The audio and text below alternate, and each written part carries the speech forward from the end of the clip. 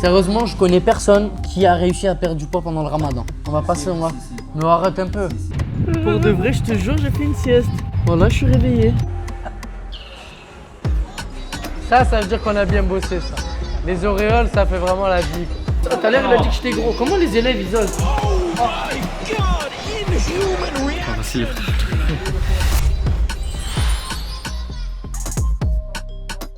Comment ça va les gars? On se retrouve pour une nouvelle vidéo YouTube 24 heures pendant le ramadan. Donc beaucoup se posent la question de comment un athlète de haut niveau s'entraîne pendant le ramadan. Pour commencer, moi, le matin à 5 heures, je vous mens pas que j'ai pas mangé grand chose parce qu'aujourd'hui c'est le premier jour de la diète. Inch'Allah, si j'y arrive. J'ai presque atteint les 80 kilos. Pour un 61, c'est énorme. Donc je suis devenu obèse, j'arrive plus à bouger avec mon gros corps. Un truc qui est réel, c'est que quand vous mangez trop, vous avez trop faim. Genre là, dites-vous que là maintenant, à l'heure actuelle, j'ai faim. Et on a une longue journée qui nous attend. Donc on a l'entraînement du matin maintenant à Boxing Squad. On va faire normalement soit du pied-point, soit du pied-point lutte. Il y a pas mal de monde à ce que je sache en ce moment, donc c'est super cool. Après, on a un rendez-vous chez un sponsor. Donc on doit faire des vidéos, etc., des petits tournages. On va vous filmer ça. L'après-midi, la prépa physique. Et le soir, je donne cours aux petits. Donc comme vous voyez, c'est pas parce que c'est le ramadan qu'on dort, quoi. On dort comme ça toute la journée. A few moments later.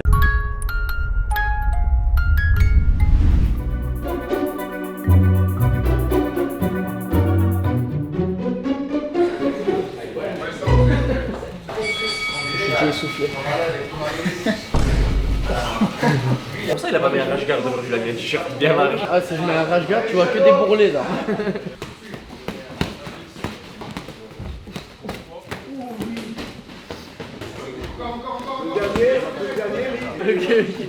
Ok.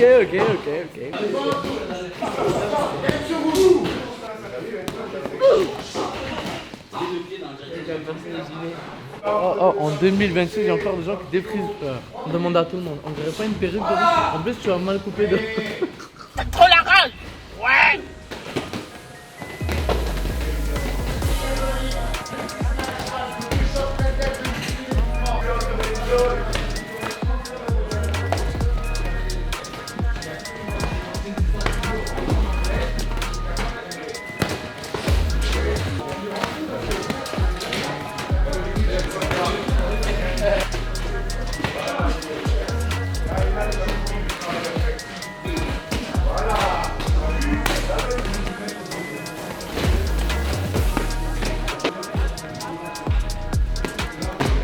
Peut-être que je suis un gros, mais je suis très en forme. À savoir pourquoi, je pense que c'est parce que je mange beaucoup.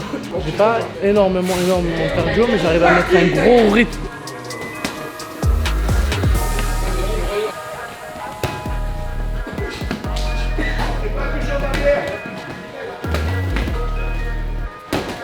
En plus, tu devrais bien t'entendre avec lui. Il fait des pâtisseries. Non, laissez-moi là. C'est gros lait, on est d'accord. Non, si c'est gros lait, ça pourrait bien. Ça pourrait aller. Un petit sponsoring trempe-l'œil vanille. Je ne dis pas non.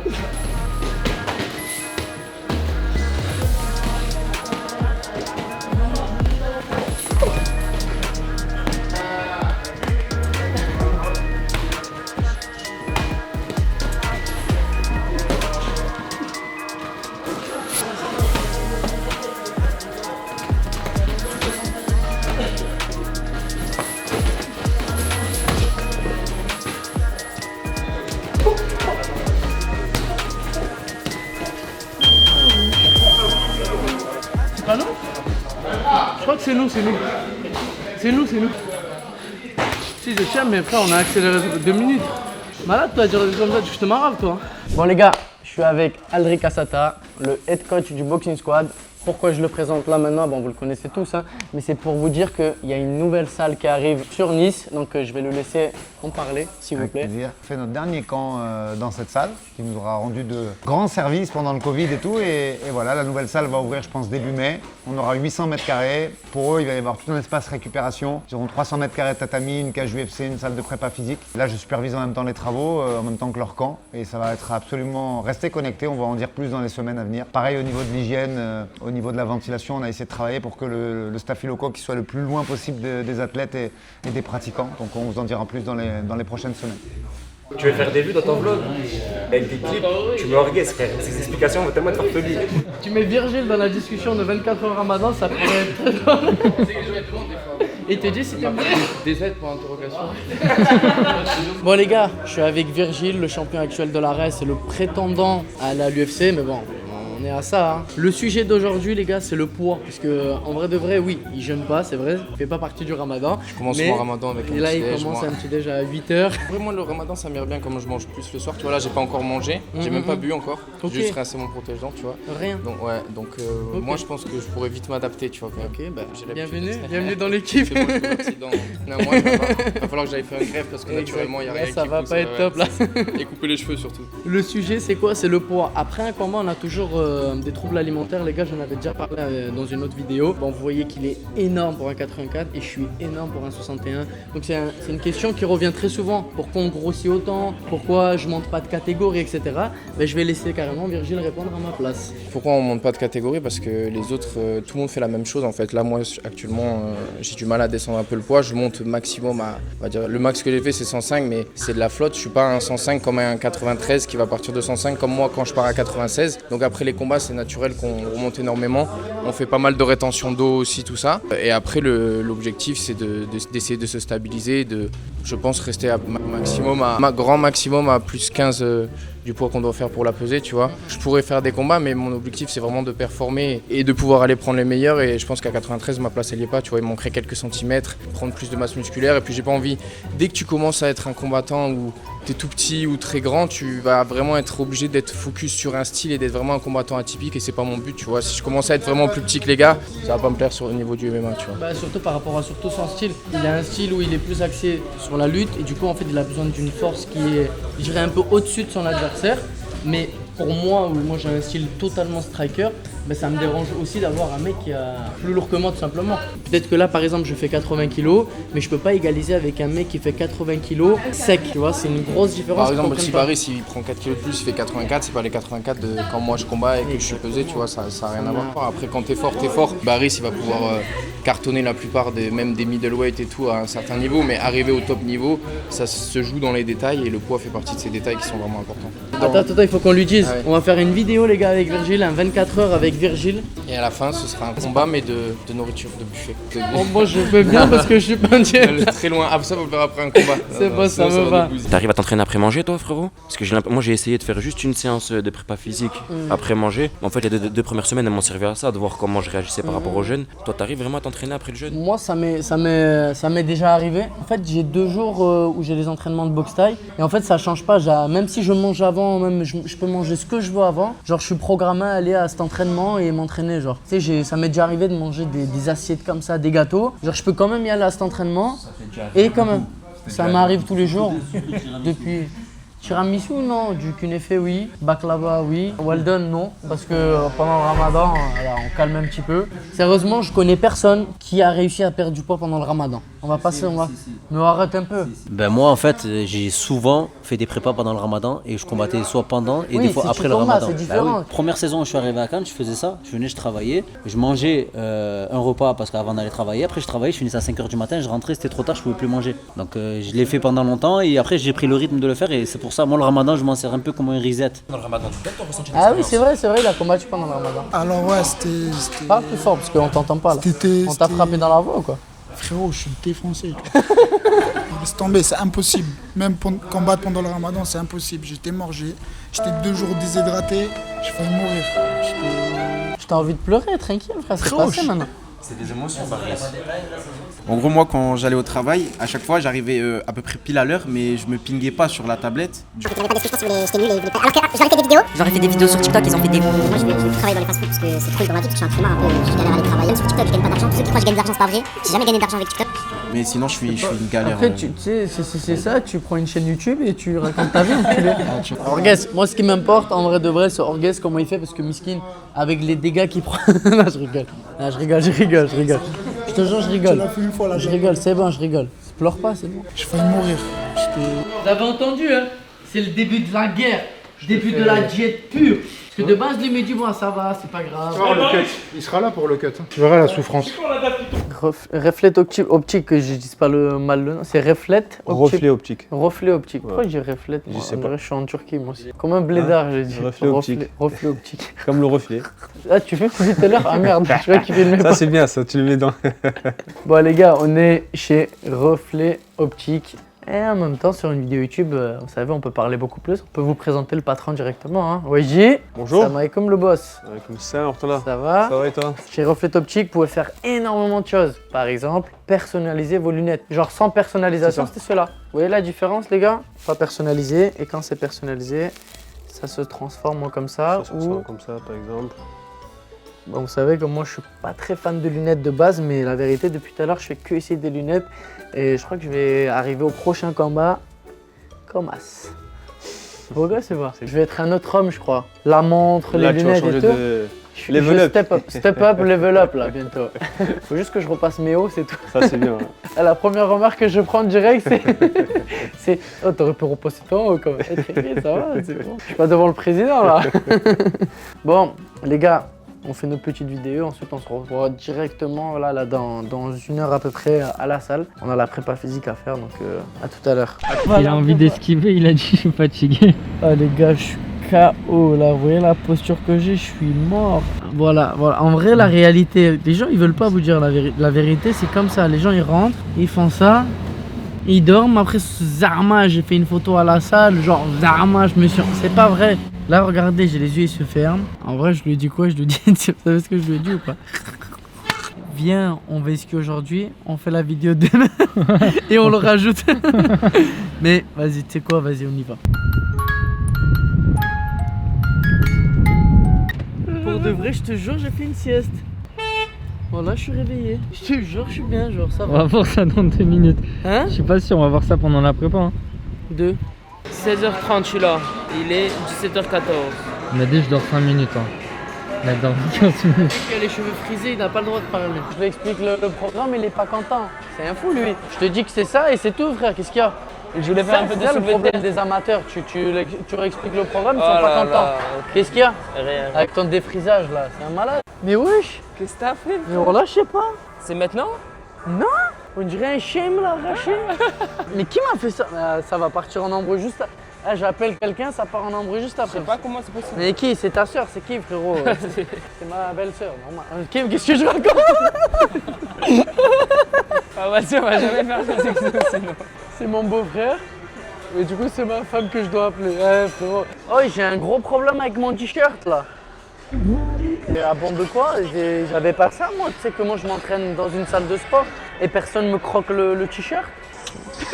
Elle a pas vu. Mais pourquoi tu rigoles? Tu crois que c'est drôle ou quoi? Mais c'est quoi ça? Ben c'est toi, c'est ta machine, tu sais pas laver un t-shirt frère.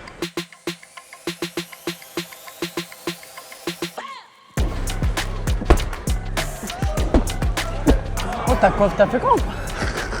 Je refais ça toute la journée, ils prennent tout ça. Genre y'a pas en mode une fois, il y en a, il a pas pris.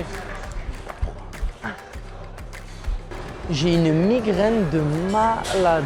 Je me demande est-ce que c'est parce que j'ai trop forcé ce matin, tu vois. T'as pas de migraine à la tête, toi? Rien. J'ai pris le rythme, ça y est. Oh, il fait trop le fou. Tu sais, les mecs comme ça, tu les prends? Les jmah. Excuse-moi. Mon pote.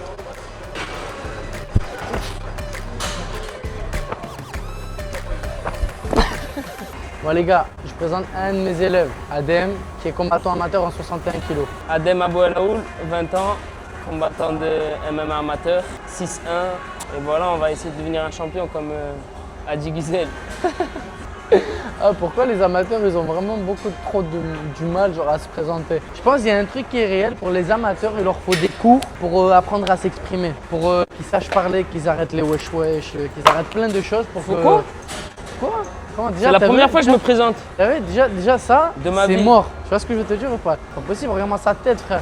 Il a défrisé son crâne, c'est pas possible. Marocain, hein, tête de marocain les gars. Oui. Donc le but de cette prépa, ça n'a rien à voir avec quand on est en camp. Donc là, on fait des prépas hors camp. C'est-à-dire on n'a pas de SD jusqu'à maintenant, j'ai pas eu de SD, c'est-à-dire tout ce qui était assaut bike, etc. Tout ce qui était cardio, j'en avais pas. Au niveau des répétitions, on est entre 6 et 8 reps, alors qu'en camp d'entraînement, je suis entre 3 et 5 reps, c'est-à-dire on travaille vraiment sur de la force pure.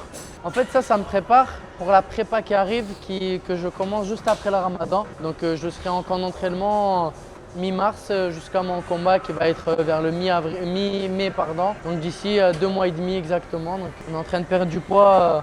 On va commencer aujourd'hui. Tous les jours, c'est aujourd'hui. Oh, ok, t'as sonné. Tous les jours, c'est aujourd'hui, frère. Ouais, c'est pas de ma faute. C'est le Ramadan qui fait qu'on est invité, on doit manger, on doit honorer notre invitation. Donc pour moi, la meilleure honoration, c'est de bien manger. C'est comme les Chinois qui font des bruits. Nous, c'est genre on finit notre assiette et l'assiette d'à côté.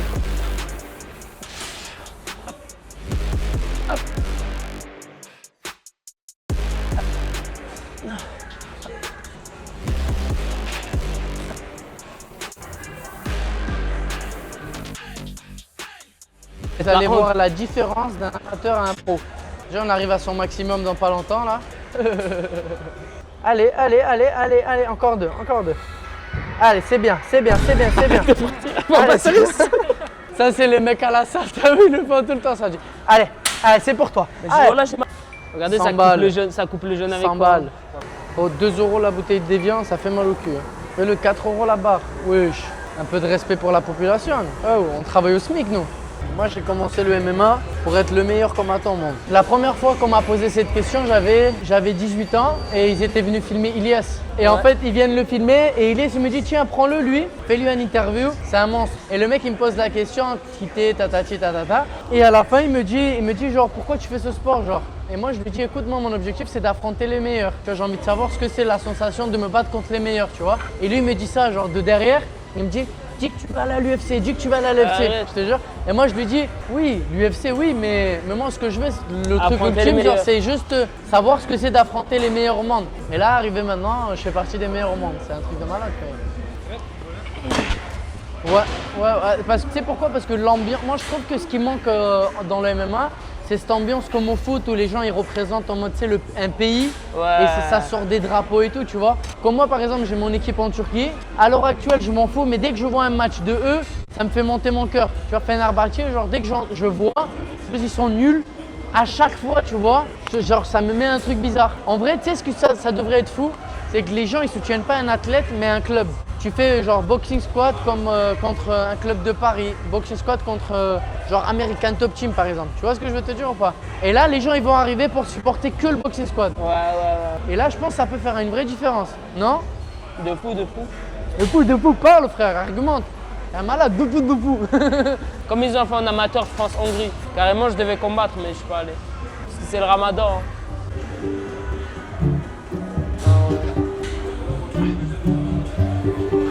Non mais là j'ai les auréoles de loco. Tu vois? Vas-y, pousse ça. Ça veut dire qu'on a bien bossé ça. Les auréoles, ça fait vraiment la vie. La tête qui fait. Ah, essaye de faire une tête neutre quand tu pousses. Vas-y, refais. Tu fais tête neutre. Vas-y, essaye. Bon les gars, fin du deuxième entraînement. Je vous mens pas que j'ai pas fait la totalité de la salle. Je suis désolé Julien, c'est comme ça parce que t'es pas à côté de moi. J'ai pas le choix. Non, là j'étais trop mort, j'avais la migraine et tout, c'était trop compliqué. Premier entraînement quand même, on a brûlé pas mal. Deuxième entraînement, on a brûlé pas mal. Donc du coup en vrai, je me chauffe à faire un troisième entraînement pendant mon cours. Tout à l'heure là, on va y aller au 5 Star où je donne mon cours. Je continue à donner mon cours les gars, même si j'ai gagné les 100 balles. Il y a rien qui a changé jusqu'à maintenant. Ma routine c'est les mêmes, je suis toujours la même personne. C'est pas parce qu'on gagne 100 000 € que votre vie elle change. Donc du coup, on va aller manger. On va aller manger de suite. Je vais manger très bien, équilibré, riz, poulet, salade, un peu de fromage blanc, tout ça. Donc ça va être top. On va prier et on va aller à la salle directement après. C'est parti. T'es vraiment menteur mon gars. Le mensonge, la manipulation, c'est ton arme favorite. Debout là, les Moldaves là. Voilà, pied-point contre boxe anglaise lutte. C'est bon? Le gars, là, il va vouloir m'appuyer, mais ça reflète pas mon niveau, je vais me le laisser faire.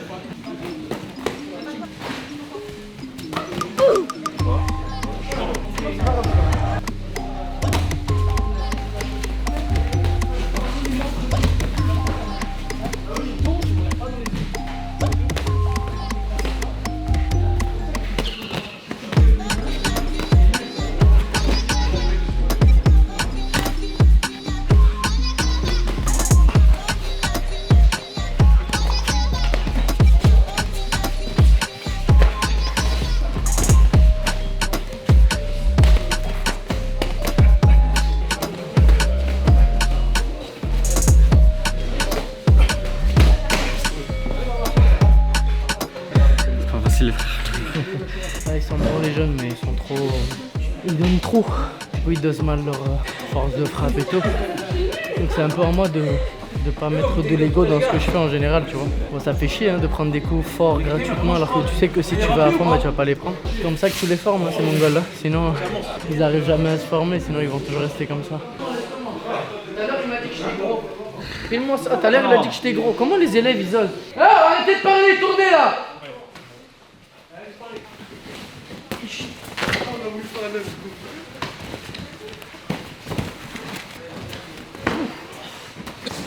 Ça fait mal, ça fait vraiment très mal.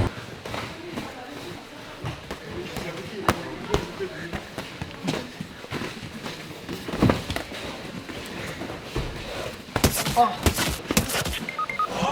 my god, inhuman reaction. Et moi je suis gros, moi. Allez, vas-y, continue. Moi je suis gros.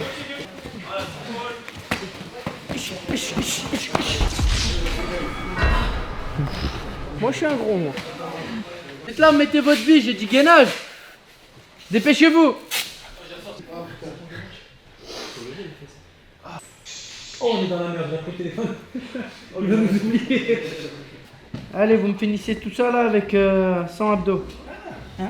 Nombre de têtes nucléaires de notre arsenal.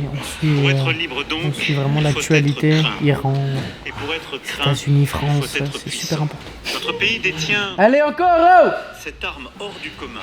Bon les gars, fin de cette grosse journée. Écoutez, je suis très lourd comme vous avez vu, hein. Donc ça c'est vraiment dû au fait que j'ai enchaîné le combat 26 septembre pour la demi-finale et j'ai enchaîné ensuite le 13 décembre, donc c'était 2 dates hyper serrées. C'est ce qui a fait que justement, en fait enchaîner 2 diètes à 61,2 c'était trop épuisant et donc du coup quand c'est terminé j'ai craqué complet. Puis ça fait 2 mois que je mange très sale, donc c'est pour ça que mon corps il a explosé tout simplement et vous pouvez être sûr que c'est pas ça qui fait que je vais rater le poids, ça n'a rien à voir. Comme ça a été annoncé maintenant, je combattrai sur la carte du 23 mai à Bruxelles. Mon adversaire, vous allez le découvrir super vite, donc un combat très engagé m'attend. Donc c'est pour ça que dès aujourd'hui j'ai envie de commencer à calmer un petit peu, pas forcément être à 100% de diète parce qu'en vrai j'ai pas besoin, mais commencer à descendre de petit à petit en poids et arriver vers les 73-74 où je suis plus en forme, je peux plus bouger, j'ai moins de blessures. On se voit très bientôt pour un nouveau combat, pour une grosse diète. Pensez à vous abonner sur la chaîne YouTube. Comme vous savez, sur la boutique officielle on a lancé nos t-shirts, nos pulls, on mettra les liens en bas. Pensez à en commander un maximum. Voilà, prenez soin de vous, on se voit très bientôt les gars. Ciao.